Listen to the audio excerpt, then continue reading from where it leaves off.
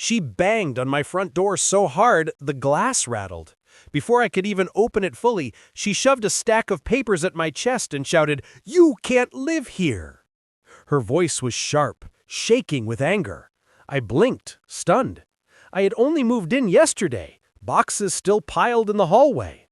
"What do you mean? This is my house," I said calmly, holding the deed in my hand like a shield. Her eyes narrowed. "This street belongs to the HOA. I'm the president. If you don't follow my rules, I'll have you removed." I almost laughed. Almost.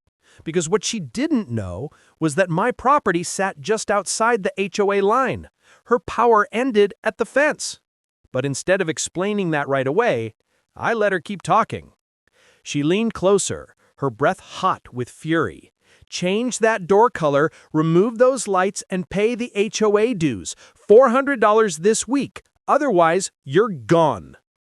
I stared at her for a long moment, then smiled faintly. "Karen, you picked the wrong neighbor." Her face froze. For the first time, she realized this wasn't going to be easy. She stormed back across my yard, heels digging into the grass like she phoned the earth beneath them. Not even 10 minutes later, I heard sirens.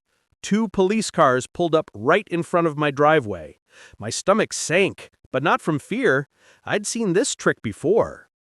Karen came marching back with 2 officers at her side, pointing her finger at me like I was a criminal.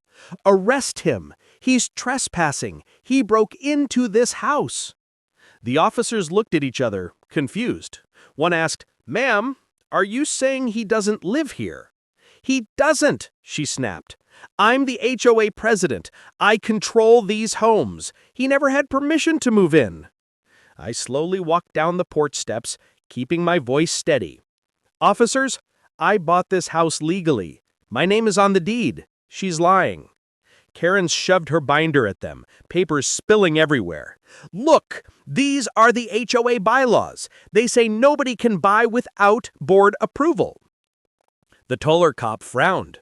"Ma'am, HOA rules don't override state property law."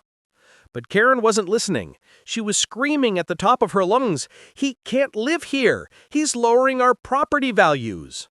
I pulled out my phone and tapped the screen. The officers turned when I said, "You might want to see this." On the video, clear as day, Karen was on my porch earlier, screaming threats, demanding money, and saying she would remove me by force. The officer's eyes darkened. Karen's face turned pale. And that was only the beginning.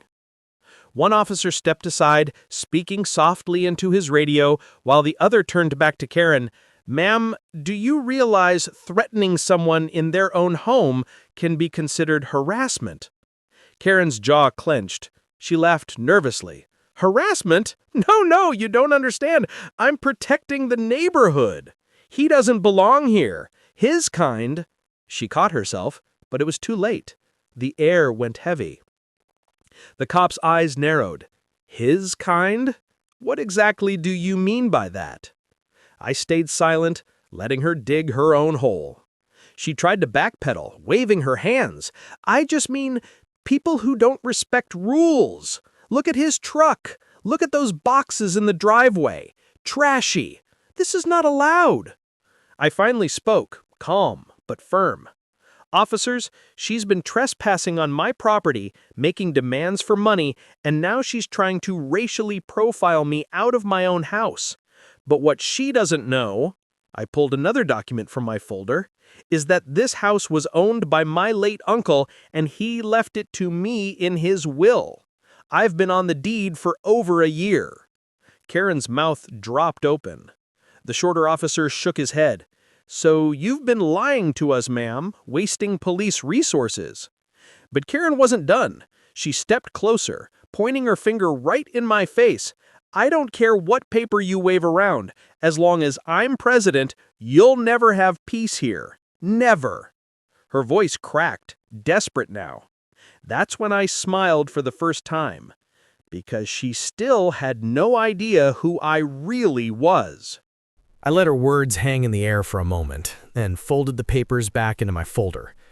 "Karen, I said slowly. "You should have done your homework before declaring war on me." She scoffed. "What's that supposed to mean?" The cops were watching closely now. I stepped down from the porch, calm as stone. "See, you thought I was just some guy moving in with a few boxes, but I've spent 20 years serving this country. Army, military, police. I know the law better than you know your own backyard." Karen's smirk faded, her voice suddenly shaky. "You're bluffing." I unzipped my jacket just enough to reveal the badge clipped inside. "Retired, but still sworn. And I've already filed reports on your little visit this morning." The officers turned sharply toward her. One muttered, "Oh boy." Karen stumbled a step back, but then, like a true Karen, she doubled down. "So what? You think that scares me? You can't touch me. I am the HOA. Everyone here listens to me." And right on cue, two of her neighbors walked up from across the street. One of them called out, "Not anymore, Karen. We're done listening." Her head snapped around, eyes wide. "What? No, you can't turn on me." But it was already slipping out of her hands, and deep down, she knew it. Karen's face twisted with panic as more neighbors gathered on the sidewalk, drawn by the flashing lights and shouting. Her control was slipping in real time, and she could feel it. She suddenly lunged forward, snatching the papers right out of my folder. "These are fake. He forged them. Look, everyone, he's lying to you all." The crowd gasped. One officer immediately ordered, "Ma'am, put those down." But she held them high over her head like a trophy. "This man is a fraud. He doesn't own this house. He stole it." And then, in a move that stunned everyone, she tore the deed in half, shredding it into pieces and letting the scraps scatter across my lawn. The crowd's silent. Even the officers froze for a moment. My hands curled into fists, but I kept my voice level. "You just destroyed legal property, Karen. In front of witnesses." The taller cop stepped forward, his voice sharp.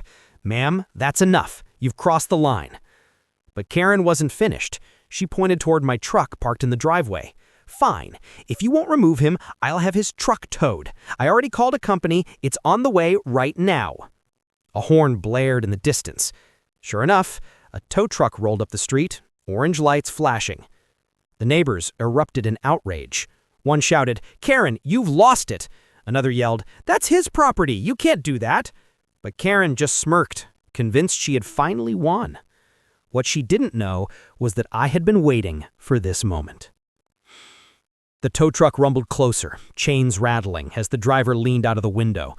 "Got a call about an unauthorized vehicle?" he asked, glancing at Karen.